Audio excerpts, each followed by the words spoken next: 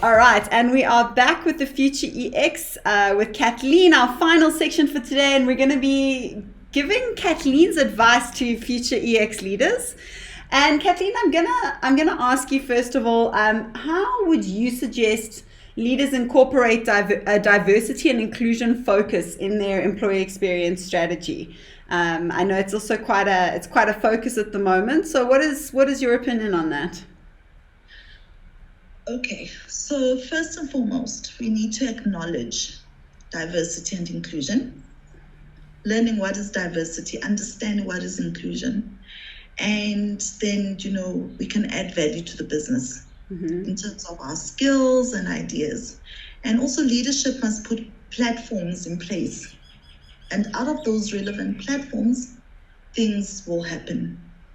Okay. Right. What do you mean by a platform? Let me just understand. So, for instance, training. Okay. Yes. Learning and development. Okay. So that's an excellent platform. Okay. So I recently arranged a weekly session with one of our service providers on the trauma counseling. This is to train managers on trauma counseling and how to manage trauma. Like I mentioned earlier, there's post-traumatic stress disorder. So our managers are dealing with a lot.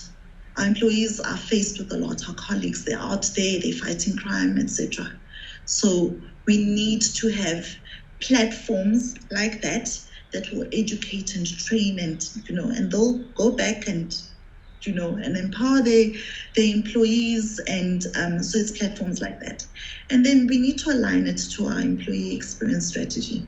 So what is the employee experience? It's the experience and employees' abilities in organizations in terms of their culture, in terms of technology, and in terms of their physical environments.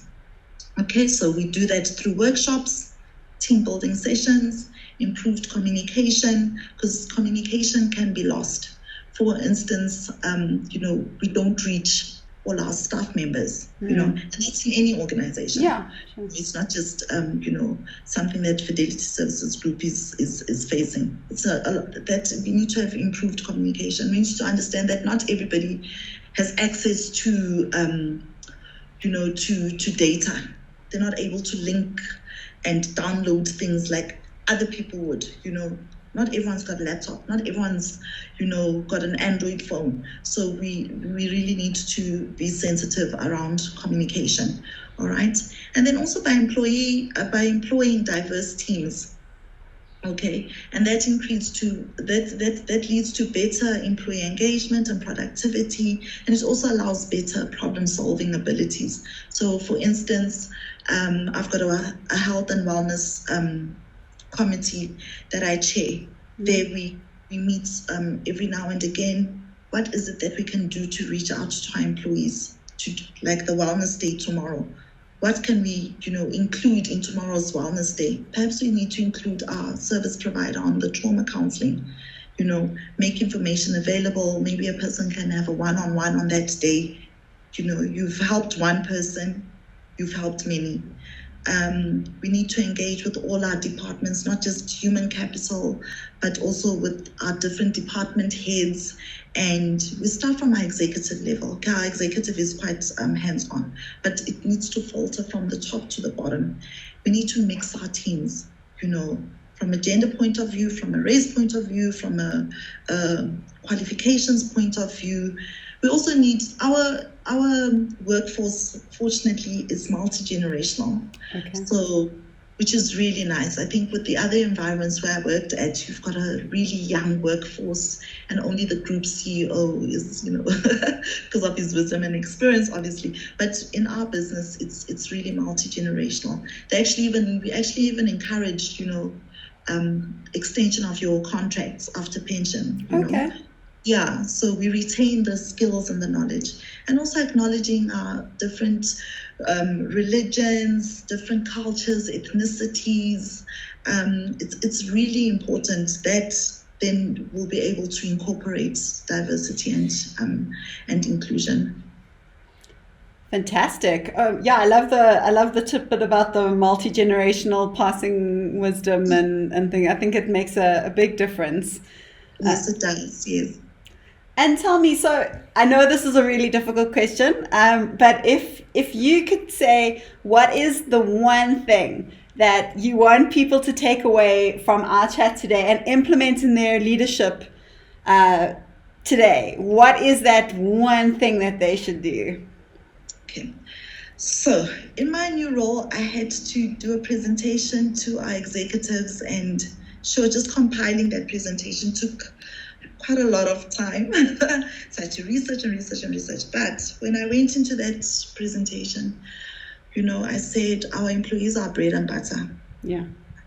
And I said, or I'm going to say now, having said that, that we should always remember that our employees are the real engine of the business. And that is the real bottom line.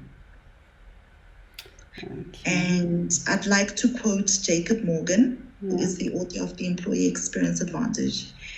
And he says, in a world where money is no longer the primary motivating factor for employees, focusing on employee experience is the most promising competitive advantage that organizations can create. It's one of my favorites. Fantastic. Okay, I love that. And tell me, Kathleen, how can our listeners best connect with you? Where are you most active? I'm absolutely loving LinkedIn. Okay. Like I said, the Accenture Rising Stars Awards really opened. They opened something in my mental thinking and in the way I do things. So I'm absolutely loving LinkedIn. This is how I connected with you on LinkedIn. Yes. So I'd recommend it to everyone. And my cell number, I'm free to give my cell number out, 081 419 0333. Wow. Okay. Thank you, Kathleen. And I just want to thank you so much today. You've shared a lot of yourself and a lot of your learnings and a lot of wisdom today. Thank you so much for being so open and to sharing with me. I really appreciate it, and I'm sure our listeners will too. And I look forward to chatting to you again. Oh, Sally, like I said in the beginning, and I was saying it at the end, I'm extremely humbled. You've actually opened up a door that no one's going to close. So thank you for opening that door. Thank you for that opportunity. And I just, being a child of God, may God just shower you with blessings.